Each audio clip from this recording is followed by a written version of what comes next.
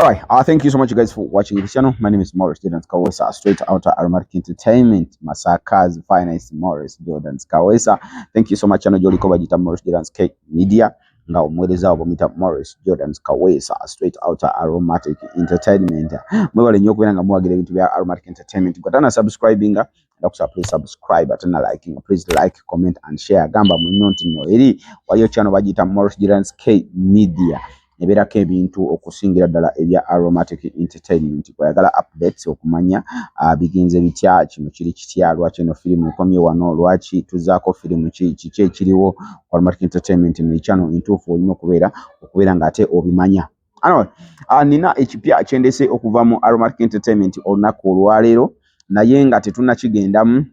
Njagala okusooka okubeebaza nti oba n'okwebaza nti wiiki leero lwa mukaaga tulabika tugitambudde tunatera ogimalako. Leero lwa mukaaga enkya Sunday gwenno agimazeeko obulungi, ise emikono mu maaso gambe alhamdulillah. Ate mwenna abafuniddemu ebizibu njagala okubeera nga mbagamba nti no temuggwaamu maanyi. Bw'obanga obadde oviiriddwako oba mwagalwawo yenna gw'oviiriddwako, tusaba busabi Mukama Katonda akugumye omutima. Ate nawe alina omulwadde mu ddwaliro, tusaba Mukama Katonda abeere ng'ate amusuusa. Nawe alinamu obuzibuzibu obw'enjawulo wano nawali, tukugamba nti no weekwate Mukama Katonda, oba mu Abasiraamu weekwate ya Allah subhanahu wa ta'ala, ate abeere nga akuyisa mu buzibu obwo. Kakati olunaku olwaleero waliwo omuzannyi w'Ebinnauganda nga azannyira mu Aromatic Entertainment, bamuyita Jamila Kalungi Kulumba. Jamila Kalungi Kulumba. Omukyalo ono Jamila, anyway, nga sina okugenda eyo, njagala okusooka okubagamba nti no Morris Jordan Kawesa nze kennyini kamwa kwogera show yaffe eno eyogedde Morris Jordans aba Morris Pickup, Morris Airport Pickup. Nkola pickup bwe ng'oli eyo, oli mu kuva bweru, oli mu kuva mu nsi z'ebweru zonna, bwe bw'otuuka ku airport nkubira essimu ngamba Morris jangu onnone, nja kukunona nkutwale wonna w'oyagala. Naye mbadde nsaba tonkubira ssimu ng'otuusa ku kisaawe, nkubira essimu oba nkubira air ticket yo ongambe Morris air ticket yange yeeyo, ngenda kujja ng'ennaku z'omwezi bwe ziti, ssaawa bwe ziti nzirabe, olunaku bwe ruti. Nze bwe bw'otuuka ku kisaawe ssaawa 6 nga air ticket yo zigendaze, ne bwe guba mwenda gwa kiro nja kuvuga nkunone nkutwale wonna w'oyagala, oba Masaka oba Maraba oba wa. Nina customer gwe natutte eyo ekiruhura, namututte eyo kiruhura, yabadde ava Canada. Naye guys, abantu b'ekiruhura enguudo bambi alhamdulillah. Ate bambi bansanyukidde, ne munsanyukira, ne mundaga obwagazi, ne mundaga nti muwagira nnyo ne Aromatic Entertainment. Mwebali abantu b'ekiruhura okubeera nga muwagira Aromatic Entertainment, kubanga mu maka we namututte omwami oyo eyabadde ava ebweru, mu maka gwe namututte, ate babadde bawagizi nnyo ba Aromatic Entertainment. Bannange ekyabadde wali nasanyuse, bantise amatooke, bantise muwogo. Kwegamba nagenze kutwala muntu just kumujja ku kisaawe kumutwala waka, naye ate ninga yabadde agenze mu shopping. But guys, thank you so much for that love. Mwebali nnyo kwagala Aromatic Entertainment, mwebali nnyo. Ba house managers mbatumirako nnyo. So n'olwekyo gwayagala Morris akunone ku kisaawe, namba y'essimu ye eri wansi gy'oba okubako ogambe Morris njija budde bwe buti, eri ku WhatsApp ogikubako eyitamu n'okuyitamu. So just book with me in time. Bookinga in time. Gwensi yonna gy'ovaamu oba Saudi Arabia oba wa, nsobola okupiikinga ku kisaawe ne nkutwala wonna wolaga ku ssente ntono nnyo. Nze kennyini nza kwevugira, ebiseera ebisinga nze kennyini nza kwevugira ne nkutwala wolaga. Waliwo pick up ezimu, anyway sijja kyogerako. Kale Morris Jordan Kawesa, straight out Aromatic Entertainment, njagala tugende mu kyatulese olunaku lwali. Omukyala bamuyita Jamila Kalungi Kulumba. Omukyala ono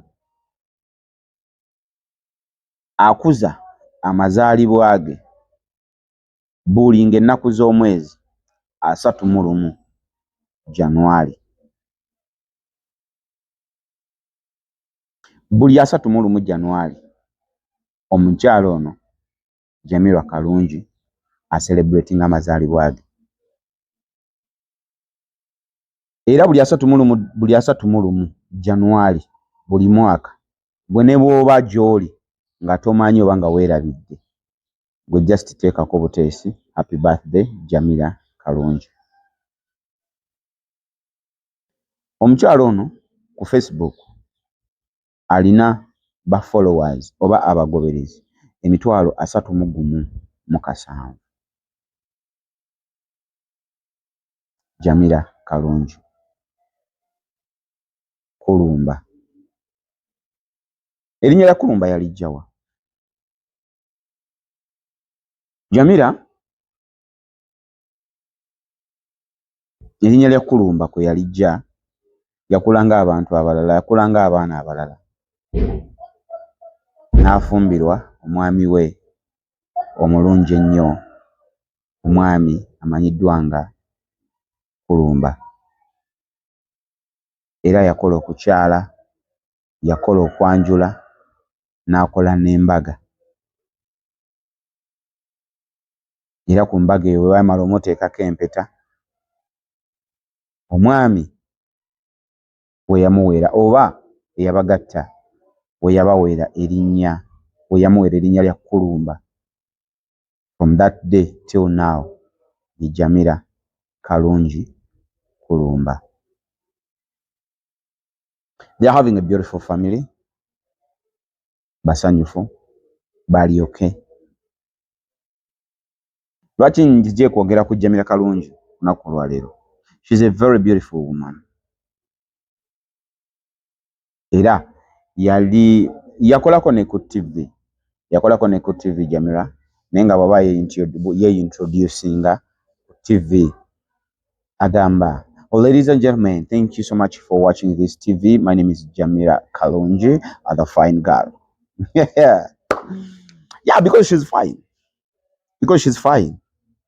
Gotola banga, she's a fine girl. Jammy, the fine girl. Yes, marumatiki tuina ba Jamila bali babiri. Tuina Jamila Kalungi ne Jamila Nabunya. Jamila Nabunya mumumanyi bulungi nnyo.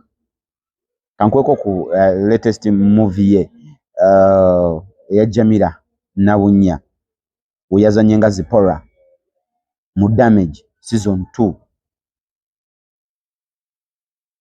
Jamila Nabunya by the way wali waba mumbuzi zao. But I'll make a video about Jamila Nabunya. Zipporah omwana oyo. Oh,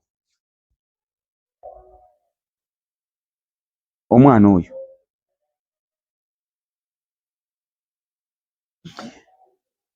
Mbebaza Jamila bwe yaliwo for a long time. Nyabadde amaze something like 3 years. Something like 3 years, I think, yeah. I think it was 3 years. Nga tali mu ggwanga oba nga temumulaba mu movies za Aromatic Entertainment. Awo ne mupolota omugambo. Kala awo asimwe. Awo ne bapolota omugambo. Era Jamila, era bamugobye, era bannange, era bamugobye, ere. Naye ng'agobeka. Sigamba nti tagobeka oba in a bad faith, but she's tewali nsonga. Anyway, you never know. Abakulu eri mu bakulu mu bakulu eri ffe tetutuukayo, naye she's a very good woman. You can't just, you know. So Jamila akyali member wa Aromatic Entertainment. Akyali member. Wabula mu Aromatic bw'oba olina ky'oyagala okukola osobola okusaba leave. N'ogamba nti nze bampeyo leave ya myaka 2, bampeyo leave ya myaka 5, bampeyo leave ya mwezi, bampeyo leave ya myaka 10, bampeyo leave ya nga mu company eri endala bwe kiba. Nga bwe kibeera mu companies endala. Nti ne mu companies endala era osobola okusaba okuwandiika n'owandiika n'osaba leave nti bampeyo leave ya bbanga bwe riti ne bagikuwa. Bwe bakuwa leave tekitegeeza nti ogendedde ddala. Just oyinza okuba just obuze bantu ku maaso oba obuze bantu abo abali surrounding the company, naye nga mu bitabo bya kampuni oba okyaliyo era oli wadde era obeera wa ddembe okukomawo n'okola emirimu gya kampuni ne gitambula at any given time. At any given time. And this is what happened. Jamira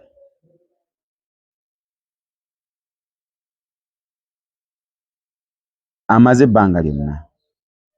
Omanyi nze njagala munjulire guys. Bw'oba ng'okola ekintu nga bakusomesa kisomese, ng'ekintu ekyo ky'okola bakusomesa kisomese, oba nga wakwata kikwate, nga si kizaale, nga si kizaale. I am telling you, ekintu ekyo bw'omala ebbanga nga tokikola, trust me. Trust me. Okomawo waliwoko ebibuuse nga waliwoko by'otakola bulungi. N'ekintu ekizaale kiba mu musaayi. Kati nedda gwe njagala gwe weegerezeeko. Oli house manager. Wali ku nkumbi ng'olima eri e Masaka ewaffe, oba ekyotera, oba wa, oba ejjinja, oba anywhere mu kyalo ng'olima.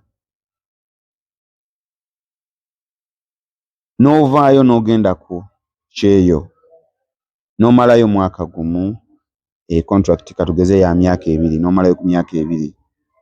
Emyaka 2 gy'omaze ku kyeyo ogenda okukomawo wano. Trust me, nga bw'oba wali olima okuva ku ssaawa nga wali olima nga wali mulimi ng'olima bulungi okuva ku ssaawa 12 ez'okumakya paka ssaawa 4.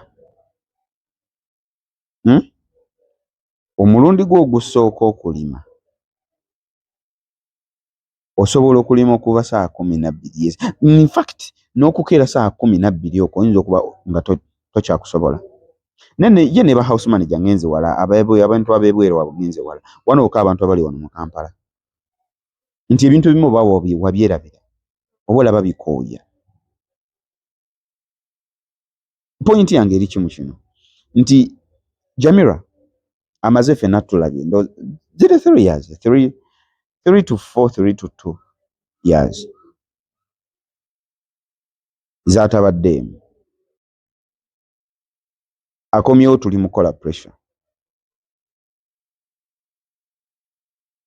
Jamira akubye pressure ng'oyinza okugamba ebbanga eryo lyonna lyabadde taliiwo abadde asiiba mu kamera. Ng'oyinza okugamba ebbanga eryo lyonna lyabadde taliiwo abadde asiiba ku training. Naye ng'abadde akola bibi birala kye bayita talent. Nti talent yeeyo kye bayita aromatic entertainment eronda cream. Bwe mala okulonda cream neddamu n'emutendeka. Bwe mala okumutendeka byekutendese n'obikola. Bw'omala obikola neekakasa nti obisigaza muggwe. Neekakasa nti obisigaza muggwe. Nja kukwako example ya Munnagomba omukulu Bulondo Abe, the youngest director. Abamu baali bagamba nti gundi Edwin Poye youngest director. Nedda, Bulondo Abe youngest director. Munnagomba yava Gomba yiri eri najja ng'ayitira mugundi awo, najja ng'ayitira mu Eddie Kenzo, n'agendako ku Big Talent. Kyovula ennyimba za Big Talent aziyimba nnyo tazita. Buli kaseera wabeera nze super power, yenze atalina mwana super power. Olaba yakakajjamu kulowoozaako kuba maama obeera wekyanga kumisinga nnyo ekinnuma lwaki oboogana obudde w'ekiro ekyebaka. Sitamina. By the way, bangamba oluyimba lwa Stamina olwo baalu recordingira wamu ne Abe. Yali mu studio nga ba recordinga oluyimba olwo. Mu studio yalimu nga ba recordinga Stamina. Abe kyemuleetedde nti from Gomba nno wala tulaba nti Masaka wala naye Gomba wala kati from Gomba to being a director in Aromatic Entertainment manje kitegeeza. So Jamila yes bwatyo yajjanga akula mpaka lwe yagenda era ng'azanyira mu bibiina ebyenjawulo. Jamila yazanyirako ewa Kato Luwama, n'ava okuzanyira wa Kato Luwama n'azanyirako mu kibiina ekimu bakiyita Streamline. Eyo nno yazanyirayo n'abantu bangi era obaoliawo benja okumenya amannya obudde bwabwe bwe buba butuuse naye nga yazannyakoko mu bibiina ebyenjawulo. Kati Aromatic Entertainment nejja n'emuteeka mu buli kimu, nejja n'esiiringa. Mbebaza, thank you so much guys okubeera nga ate kwe muli abampita mu restaurant Kaweesa straight out Aromatic Entertainment. Right about now film ziriko ku Trust Films waliyo film yaffe emanyiddwa nga Pressure. Mwebali nnyo mwebali ddala. Essaawa zino eri ku episode 124 124 gye tuliko. Mbebaza mwebali nnyo okubeera nga mulabye okuva gye yatandikira paka ssaawa zino waali. Thank you so much. Twakomye Yiga Conrad Peter ng'abuuza gwe toliwo ebyo. Naye ng'ekintu kye yabadde amubuuza ekyamazima tekikwatagana yadde na mulimu. Tekirina we kikwataganira na mulimu kubanga ye yabadde azze kusaba mulimu. Ate kati gwe mumubuuza gwe toliwo ebyo amwana akubuuza ebiki? Because it's not part of what I came for. It is not part of what I came for. It is not part of what I am here for.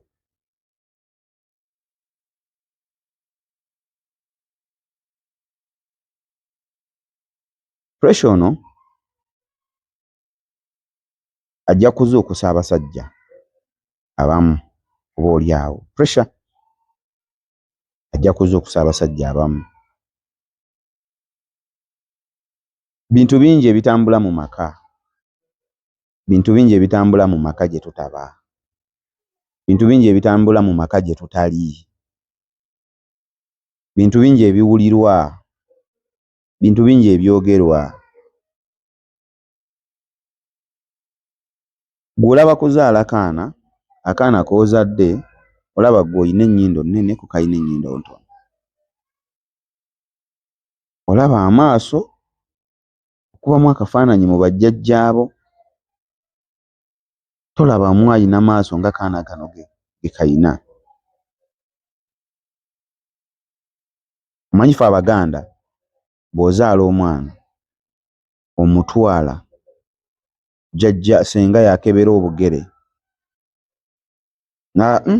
buno obugere obugere buno bwaffe oba ku bino ebyammwe ebya DNA naye nga nabyo bituufu 100% bituufu but just nze nkuwa ku nkola eyaffe ey'Abaganda ezo n'ennaku zino egenda ekkakkana naye nga mu kyalo eyo ekyaliyo era ekyakolera ddala bulungi nnyo nga tolina ky'oyinza kugamba muntu n'ogamba nti kino tekiri bwe kiti oba kino kiri bwe kiti oba kino bwe kiti. Nedda no way nga kitambulira ddala ng'osobola okukebera omuntu omukazi asobola senga akebera akagere n'agamba kano akagere tekabangako mu kika kyaffe tekabangawo. Oba tulina enkola ey'okukwata akalira obulira omwana we baba bamuzaala bamusalako ekirira. Akalira ako kakabanga 9. Akalira ako bazadde baffe be babulina era abazadde baffe abasinga obulira bwaffe babulina. Ye akasalako n'abaako wakatereka. kyovola babagendera balina olugero olugamba nti nno okikuuma nga kalira ka mwana, akalira ako bakakuuma nnyo. Kati akakalira abazadde be batunyumiza edda nti weeyagalanga okulaba oba mu maka mulimu omwana atali wuwe, omukyala ng'ayita omukyala ng'aleeta obulira bw'abaana bonna, oba abaana bali 10 oba 15 oba 20 oba 25, bwe bulira 25 ng'abuleeta, ng'abuteeka mu kibbo, baateekangamu n'emmwanyi, ng'ayiwamu amazzi, oba gabanga mazzi ng'ayiwamu amazzi, kati bwonna ng'abuteekamu. Obulira ng'omwana wa mu nju, akalira kadda kungulu. Kuba akalira ako buli kalira kaba kawandiikibbwako, oba bamanyanga batya nti kano akalira si keekono, awo simanyi bwe babumanyanga oba bawandiikako nga mannya oba bakolanga bata, simanyi, sijja kulimba. But kye mmanyi nti akalira ako obulira bwe bwavaangayo bwonna, obulira obuzze kungulu baba baana bawaka. Akalira akasigaddeyo wansi taba mwana wa mu nju. Anyway, size kusomesa ku bya Buganda. Kyemala njogera wali emabega nti nno bintu bingi byapeninga mu maka nga tetuliiwo oba nga tebaliiwo. Nozaala omwana n'ofuluma n'ogenda, gw'ofulumye egenda kukola, asikaali nadda mu nnyumba ne yeeja vaana omuntu. Owa booda aleeta ebintu najja ne yeeja vaana omuntu. Gwe waleeta okuba nga pulamba mu nnyumba ne yeeja vaana omuntu.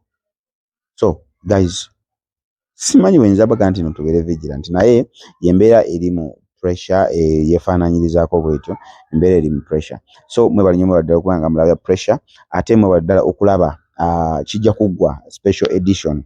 Tuli ku episode ya 7 oba gye tuyita 7B. Tuli ku episode 7B. Twalabyeko ku Sarah nga atwala Winnie ewuwe. Naye Sarah alina amaanyi. Sarah ye Vanike yazanyanga Sarah. Sarah alina amaanyi, nakutidde. Yaweese Winnie. Winnie ye Patricia, ye Namuli Patricia.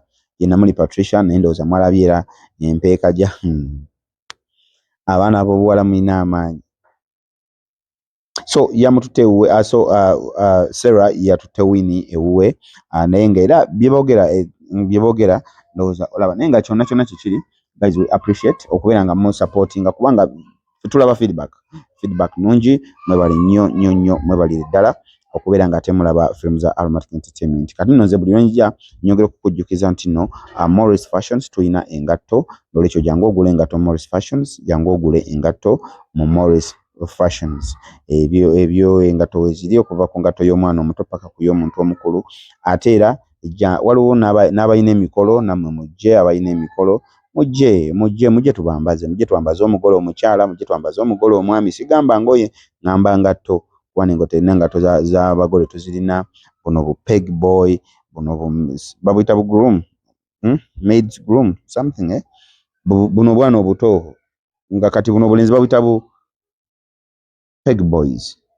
Ndowooza obuwala babuyita bu peg girl. Am I right?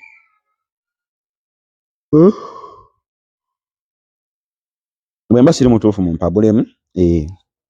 So tusobola okwambaza obwana obwo obulenzi ne tubuwa bonna engatto ezibutuuka, ate nga sayizi y'emu, ate nga zonna zirabika bulungi. Ne twambaza n'obwana obuwala engatto nazo ne zibutuuka. Ne twambaza n'omugole n'emperekeze zonna ezigenderako, omugole omusajja n'emperekeze zonna, n'omugole omukyala n'emperekeze zonna. So n'olwekyo jangu ku Morris Fashions tubeere nga twambaza engatto. Ngenda tutandika okubeera nga ndeeta emikolo gye twambazza abagole.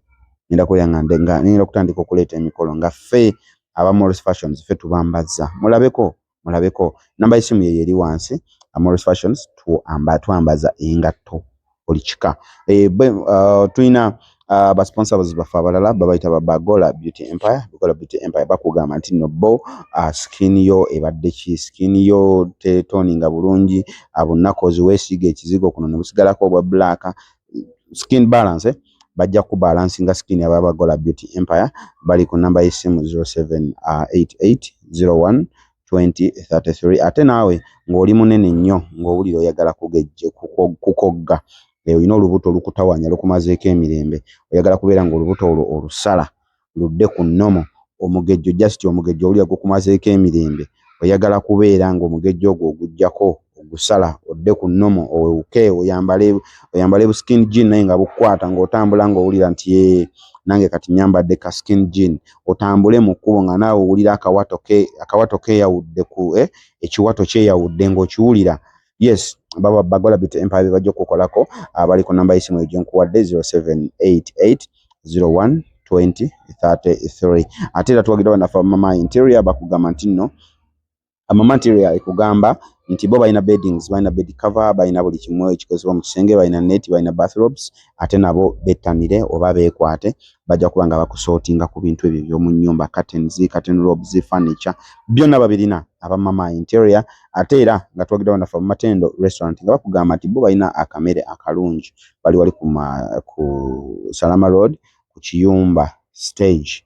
Yes, bw'oba oyagala akamere, oyagala kyanca, kya misana oba kyaggulu, byonna babirina, so n'olwekyo gendawo naawe obeere ng'ofuna services ennungi. Morris Jordan Kaweesa straight out. ate era tuwagiddwa bannaffe abakulu ennyo aba Aromatic Entertainment, abo bo bazannyi ba bina Uganda, bakugamba nti nno ffe tuzannya ebina Uganda, bo bazannya ebina Uganda ebikwata ku mutima, ate firimu zaabwe tezeesittaza, nnungi nnyo. So n'olwekyo bw'obanga firimu oziraba, ng'oyagala kulaba firimu ng'oli n'omwana wo, ng'oli ne maama wo, ng'oli ne jjajjaawo, ng'oli ne ssengawo,